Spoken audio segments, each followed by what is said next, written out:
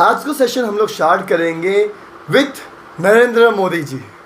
नरेंद्र मोदी जी वो पर्सन है जो कहलाते हैं इंडिया के सबसे बड़े रिस्क टेकर, इंडिया के सबसे बड़े रिस्क टेकर। भले ही वो मामला हो जम्मू कश्मीर का, बालाकोट पुलवामा का, राम मंदिर का या कोरोना वायरस का, हर जगह पे मोदी जी ने बहुत रिस्क लिए है। क्यों? उनको अपनी इकोनॉमी को संभालना है, उनकी जनता को संभालना है। वैसे ही हम लोग पढ़ते हैं बिजनेस स्टडीज़। बिजनेस स्टडीज़ में जो बिजनेस होता है वो भी बहुत सारे रिस्क को फेस करता है। जैसे मोदी जी देश के लिए रिस्क को फेस करते हैं, हम बिजनेसमैन बिजनेस के रिस्क को फेस करते हैं। तो बिजनेस कैसे कैसे रिस्क फेस करता है, जैसे मैं आपको एक एग्जांपल देता हूँ। समझो कि देखो बाढ़ आ रही है, आग लग गई है,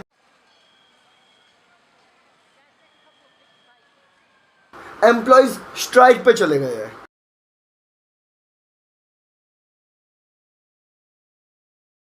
भूकंप आ रहा है, अर्थक्वेक। तो ये सब चीज़ें जो होती है वो मेरे बिजनेस को बहुत अफेक्ट करती है, बहुत ही ज़्यादा अफेक्ट करती है। इन सब चीज़ों से मुझे बिजनेस को बहुत फ़र्क पड़ता है। अब ये चीज़ें कैसे होती है इनको समझते अच्छी तरीके से। जैसे अगर हम लोग चाहे क्लासिफिकेशन करना इन सब चीज़ों का, तो सबसे पहले हम लोग क्लासिफिकेशन करेंगे। Number 1, natural causes. बिजनेस के अंदर रिस्क होते हैं नेचुरल कॉजेज़ से। नेचुरल कॉजेज़ का मतलब क्या होता है? वो रिस्क जो अनअवॉइडेबल है, जो अनअवॉइडेबल है। अर्थक्वेक आ गया, बाढ़ आ गई, हम लोग कुछ नहीं कर सकते, क्या हुआ? तो ये होती है नेचुरल रिस्क। दूसरा होता है ह्यूमन रिस्क। क्या होता है?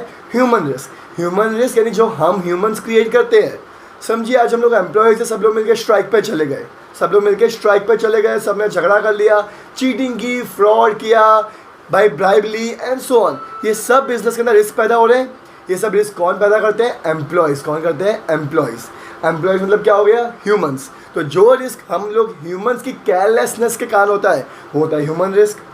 तीसरा रिस्क, तीसरा क्या था? इकोनॉमिक, सोशल और कंसोल। इकोनॉमिक बाकी रह गया। Economic risk. इकोनॉमिक रिस्क मतलब जो मेरी इकोनॉमी के कारण मुझे प्रॉब्लम्स आ रही है। जैसे आज हम लोग देख रहे हैं कोरोना वायरस का जो प्रॉब्लम चल रहा है उससे सारे बिजनेस के अंदर प्रॉब्लम्स हो गई है। सब बिजनेस में समझिए जैसे कोचिंग क्लासेस है, तो वो जो लोग हैं ऑनलाइन वीडियोस बना रहे हैं, कंसेप्ट बना रहे हैं। अब जिनको ये चीज़ें नहीं आती उनके लिए कितना बड़ा रिस्क है। क्यों? क्योंकि उनके कॉम्पिटिटर्स उनसे अच्छा काम कर रहे हैं। अब हर जन को अपना फेस दिखाने का मौका मिल रहा है, मार्केट को उनको मौका मिल रहा है कि मार्केट में बताने के लिए वो कितना टैलेंटेड है। आप सब भी कंपेयर कर रहे हैं कि कौन कितना अच्छा काम कर रहा है, कौन कितना डेडिकेशन के साथ काम कर रहा है, क्योंकि जो ज़्यादा डेडिकेशन के साथ काम करेगा वही आगे बढ़ेगा। सबको ये बात पता है। तो बिजनेस में जब कॉम्पिटिटर्स के थ्रू जो रिस्क आता है उसको हम लोग कह सकते हैं इकोनॉमिक रिस्क। और चौथा है हमारा अदर कॉजेज़। क्या? Other causes. जो रिस्क इन सब के अंदर नहीं आती है वो आती है अदर कॉजेज़ के अंदर। पॉलिटिकल डिस्टर्बेंस आते हैं, बाद में जैसे हम लोग डॉलर और रुपीज़ उसकी प्राइस में चेंजेस आते हैं। क्रूड ऑयल जैसे पेट्रोल बनता है, कैरोसिन बनता है, उसके भाव में कुछ चेंजेस आ जाए, उसके प्राइस में कुछ चेंजेस आ जाए। या फिर अगर मैं कहूँ गवर्नमेंट ने कुछ बजट में चेंजेस कर दिया अचानक से, तो ये सारे फैक्टर्स भी मेरे बिजनेस को अफेक्ट करने वाले हैं। तो ये जितने फैक्टर्स होंगे वो आएंगे अदर कॉजेज़ के अंदर। तो बिजनेस 4 टाइप के रिस्क फेस करता है, नेचुरल, ह्यूमन, इकोनॉमिक और अदर। अभी जो कोरोना वायरस है उसका एक एग्जाम्पल लेता हूँ मैं आपको खाली। ये कोरोना वायरस क्या हो गया नहीं कह सकते, हमें पता ही नहीं वो आया कहाँ से। अगर वो नेचुरल आया है, लाइक समझो एनिमल्स में से आया है, तो वो हो गया नेचुरल कॉज। पर अगर वो चाइनीज़ लोगों ने बाय चांस लेबोरेटरी में जनरेट किया है, बाय चांस उन्होंने ऐसा किया है, तो ये ह्यूमन की केयरलेसनेस है, तो वो हो गया ह्यूमन कॉज। ठीक है, चलिए नेक्स्ट टॉपिक क्या। बहुत देख लिया बिजनेस, अब देखते हैं बिजनेस चालू कैसे करते हैं। जब भी आपको आगे जाके फ्यूचर में अपना बिजनेस चालू करना हो तो आपको अपने दिमाग में क्या क्या चीज़ें रखनी पड़ेगी, तो क्या क्या फैक्टर्स आपको अपने दिमाग में रखने पड़ेंगे बिफोर स्टार्टिंग अ बिजनेस। तो हमारा पहला फैक्टर होगा बिजनेस किस चीज़ का करें। ठीक है, जैसे फॉर एग्जांपल मुझे आज बिजनेस करना है, किसका वो मुझे पता ही नहीं है। नहीं भाई, पहले पता करो बिजनेस किसका करना है। आपको कौन से सेक्टर में जाना है। आपको फूड में जाना है, आपको ट्रैवलिंग में जाना है, आपको व्लॉग्स में जाना है, आपको एजुकेशन में जाना है, आपको साइंस में जाना है, किस में जाना है, कौन से टाइप के बिजनेस में आपको जाना है। तो पहला हमारा पॉइंट रहने वाला है कि भाई selecting the line of business. Selecting the line of business कि बिजनेस कौन सी लाइन में आपको जाना है। पहला पॉइंट क्लियर। दूसरा पॉइंट, लाइन तो सिलेक्ट कर ली। अब हम लोग सोचेंगे, जैसे आपको ये मेरे दोनों दोस्त बता रहे होंगे आपको कि बिज़नेस छोटे स्केल पे करना है या बड़े स्केल पे करना है। फॉर एग्जाम्पल, आज सपोज कि मुझे कॉफ़ी बेचनी है। क्या बेचनी है? कॉफ़ी बेचनी है। मैं चाहूँ तो रोड पे एक कियोस्क लगा के भी बेच सकता हूँ, मैं चाहूँ तो कॉफ़ी कल्चर भी ओपन कर सकता हूँ। तो कॉफ़ी बेचने के बहुत तरीके हैं, स्मॉल स्केल या लार्ज स्केल। तो जब भी हम लोग को बिजनेस आइडिया सिलेक्ट करेंगे तो हम लोग का नेक्स्ट स्टेप होगा कि इसको क्या स्केल पे ओपन करना है। क्लियर? पहले डिसाइड किया कौन सा बिजनेस करना है, दूसरा हमने डिसाइड किया कितने स्केल पे करना है। हमारा जो तीसरा पॉइंट है वो है लोकेशन। वो है लोकेशन। एक बात ध्यान रखना, ये सबसे इम्पॉर्टेंट एस्पेक्ट है, ये सबसे इम्पॉर्टेंट एस्पेक्ट है। जैसे आज अगर हमारा बिजनेस मेन लोकेशन के अंदर है, मेन जगह पे है, तो कस्टमर्स आराम से आ पाएंगे। फॉर एग्जाम्पल, अगर समझिए कि एक शॉप है जो बहुत अच्छा खाना बनाती है, लोग बहुत अच्छा खाना बनाती है, लेकिन वो आपके घर से कम 50 किलोमीटर्स दूर है, तो क्या आप वहाँ पर डेली जाएंगे? नहीं। क्यों? क्योंकि वो बहुत ही दूर है।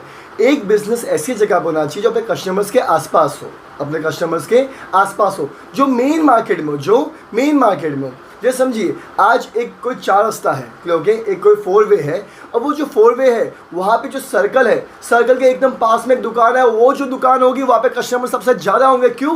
क्योंकि हर कस्टमर वहाँ पे पहुँच सकता है, हर कस्टमर वहाँ पे पहुँच सकता है, वो मेन प्राइम लोकेशन है। अब वही पर्सन अगर वही बिजनेस को प्राइम लोकेशन पे नहीं करेगा तो उसका बिजनेस तो चलने वाला नहीं है। तो लोकेशन बिजनेस को बहुत मैटर करती है। अगर आप प्राइम लोकेशन पे काम कर रहे हो तो आपकी डिमांड बहुत ज़्यादा है, अगर आप प्राइम लोकेशन पे काम नहीं कर रहे हो तो आपकी डिमांड बहुत ही गिर जाने वाली है। तो तीसरा पॉइंट हुआ आपका लोकेशन। Fourth point, finance. क्या चाहिए आपको? फाइनेंस। अब देखिए ध्यान से, बिजनेस चालू करना है तो पैसा तो चाहिए ही ना। तो पैसा कहाँ से लेके आए? आज अगर मुझे बड़ा पैसा चाहिए, बड़ा बिजनेस चाहिए, तो बड़ा फाइनेंस चाहिए होगा, सीधी सी बात है। अब फाइनेंस लाने के बहुत सारे तरीके हैं। जैसे मैं लोन लेके आ सकता हूँ, जैसे मैं दोस्तों से मांग सकता हूँ, बैंक से मांग सकता हूँ, घर वालों से मांग सकता हूँ, मैं शेयर्स इश्यू कर सकता हूँ कंपनी के कि भाई मैंने शेयर्स बेचे, आप खरीद लो, मुझे पैसा दे दो। There are many sources of finance. तो आपको कौन सा सोर्स ऑफ फाइनेंस यूज़ करना है वो आपको डिसाइड करना पड़ेगा। चलो एक बात बताओ मुझे, सबसे बेस्ट सोर्स ऑफ फाइनेंस कौन सा है? सोचिए एक बार, सबसे बेस्ट सोर्स ऑफ फाइनेंस कौन सा है? Father in law. क्या है? Father in law. Okay, so please avoid करेगा उस फाइनेंस को। लेकिन बेस्ट सोर्स ऑफ फाइनेंस है जो आपने देखा होगा इंडिया के अंदर कि लड़की लेके आओ, दहेज लेके आओ, बिजनेस चालू करो। That is wrong, that is wrong. लेकिन वो एक सोर्स ऑफ फाइनेंस ही कह सकते हैं हम लोग उसको। ठीक है, चलिए नेक्स्ट पॉइंट है हमारा फिजिकल रिक्वायरमेंट। हमारा नेक्स्ट पॉइंट है फिजिकल रिक्वायरमेंट। आज बिजनेस करना है, मुझे कॉफ़ी कल्चर ओपन करना है। क्या ओपन करना है? कॉफ़ी कल्चर ओपन करना है। ठीक है, तो उस बिज़नेस करने के लिए मुझे बहुत सारी मशीनरी चाहिए होगी। कॉफ़ी की मशीनें चाहिए होगी, उसको ब्रू करने की, उसको क्रश करने की मशीनें चाहिए होगी, उसको सर्व करने के लिए अलग अप्लायंसेस चाहिए होंगे। तो ये सारी चीज़ें मेरे को चाहिए होगी। तो ये सारे टूल्स और मशीनरीज मेरे को रिक्वायरमेंट होगी। अगर मैं प्रोडक्शन का बिजनेस कर रहा हूँ, फॉर एग्जाम्पल मैं टी शर्ट बना रहा हूँ, क्या बना रहा हूँ? टी शर्ट बना रहा हूँ मैं। ठीक है, तो टी शर्ट के लिए मुझे अलग मशीनरी चाहिए होगी, बड़ी बड़ी प्रिंटिंग प्रेस, कटिंग प्रेस, ये सारी चीज़ें मेरे को चाहिए होगी कहीं ना कहीं। तो ये हो गई क्या क्या मेरे को रिक्वायरमेंट्स हैं। तो पहला पॉइंट मैं फिर से रिपीट करता हूँ कि भाई बिजनेस कौन सा करना है, क्या साइज़ पे करना है, छोटा या बड़ा, कौन सी लोकेशन पे करना है, कितना पैसा चाहिए, कहाँ से लेके आना है, और पांचवा क्या क्या फिजिकल रिक्वायरमेंट्स, मतलब हमें यूनिट के अंदर क्या क्या चीज़ें चाहिए। जैसे आज मैं आपको ऑनलाइन पढ़ा रहा हूँ तो मुझे प्रोफेशनल माइक चाहिए, मुझे अच्छे से कैमरास चाहिए एंड सो ऑन। ये हो गई हमारी physical requirement. Next point, plant layout. अब देखिए आप एक घर लेते हैं, घर के अंदर आप रखते हैं ना कि भाई यहाँ पे बेड रहेगा, यहाँ पे टीवी लगेगी, सोफ़ा यहाँ पे रहेगा। कभी ऐसा होता है कि सोफ़ा आपके रूम के अंदर आप उल्टा घुमा के रखेंगे? नहीं, हर चीज़ को रखने की एक जगह होती है सही तरीके से। तो जब भी आप कोई बिज़नेस चालू करते हो उसमें मशीनरी लगाओगे, उसमें आप सामान लगाओगे, एक एंट्री का रास्ता होगा, एक एग्जिट का रास्ता होगा, emergency exit, you know very well, fire extinguishers लगे हुए होंगे कहीं ना कहीं। तो ये सब कैसे कहाँ लगाने हैं उसको कहते हैं प्लांट लेआउट। क्या करेंगे हम उसको? Plant layout. हमने डिसाइड तो कर लिया था कि भाई हमें क्या क्या चाहिए, अब उनको कैसे कैसे रखना है वो होता है हमारा प्लांट लेआउट। तो प्लांट लेआउट का मतलब ये होता है कि जो चीज़ें हैं उनको कैसे कैसे रखनी है। आपके घर में होता नहीं है कि ये मेरा रूम, ये भाई का रूम, ये बहन का रूम, ये मम्मी पापा का रूम, वो प्लांट लेआउट है। वो क्या है? प्लांट लेआउट है। उसके अंदर मेरे रूम में बेड रहेगा, टीवी रहेगा, एसी रहेगा। एसी ऊपर लगता है, नीचे कोई लगाता है एसी? नहीं, प्लांट लेआउट सही से हमें चाहिए होता है। नेक्स्ट हमारा पॉइंट है एफिशिएंट एंड डेडिकेटेड वर्कर। अब मैं आपको एक बात बोलता हूँ, आज हम आपको इतना सारा कंटेंट, इतने सारे डायग्राम्स बना के दे पा रहे हैं। क्यों? बिकॉज मेरे पास एक अच्छी टीम है, एक अच्छी टीम है जो फुल्ली चार्ज है, जो फुल्ली चार्ज है। जैसे आपको डायग्राम में ना दिखा होगा कहीं ना कहीं, जो फुल्ली चार्ज टीम है। ठीक है। तो वो होते हैं हमारे एफिशिएंट वर्कर्स। क्या होते हैं हमारे efficient workers? Efficient man power. क्या होता है एफिशिएंट मैन पावर? अगर आपकी टीम के अंदर मैन पावर एफिशिएंट नहीं है तो आप आगे बढ़ सकते हैं नहीं हो, ये बात को ध्यान रखना अच्छे से। तो आपको कैसे चाहिए? एफिशिएंट और डेडिकेटेड मैन पावर। नेक्स्ट, आप जब भी बिजनेस करो ना भाई तो ध्यान रखना गवर्नमेंट को उसका शेयर दे देना, मतलब टैक्स। क्या बोलते हैं हम लोग उसको? टैक्स। और टैक्स की प्लानिंग करने के बाद ही बिजनेस स्टार्ट करना। अगर टैक्स की प्लानिंग नहीं की तो आप पक्का लॉस में जाओगे। बिजनेस को हमेशा टैक्स में ध्यान देते हुए काम करना है। टैक्स कैसा टैक्स? भाई वो डायरेक्ट टैक्स होता है, इनडायरेक्ट टैक्स होता है, और हर कंट्री के हिसाब से अलग अलग सिस्टम होता है। आज इंडिया का सिस्टम अलग है, दुबई का सिस्टम अलग है। तो आप जिस कंट्री में बिजनेस कर रहे हो वहाँ का टैक्सेशन आपको समझना पड़ेगा और उस हिसाब से आपको टैक्स की प्लानिंग भी करनी पड़ेगी। अब इतना सारा सोच लिया ना, सुन लिया ना कि बिज़नेस कैसे चालू करते हैं, कि भाई बिज़नेस डिसाइड करो, बिज़नेस के बाद क्या साइज़ पे करना है, कौन सी लोकेशन पे करना है, कितना पैसा चाहिए, क्या क्या मशीनरी चाहिए, क्या क्या मशीनरी चाहिए, उनको रखना कैसे है, ठीक है। अंदर अच्छे एम्प्लॉयज़ चाहिए, अंदर क्या चाहिए? अच्छे एम्प्लॉयज़ चाहिए। और टैक्स की प्लानिंग करना भूलना मत। ये सब कर दिया है तो बिज़नेस चालू करो, बिज़नेस चालू करो। ये वीडियो को लाइक करो, दोस्तों के साथ शेयर करो, अच्छा लगा तो कमेंट करो। चलो मिलते हैं नेक्स्ट वीडियो पे, बाय बाय।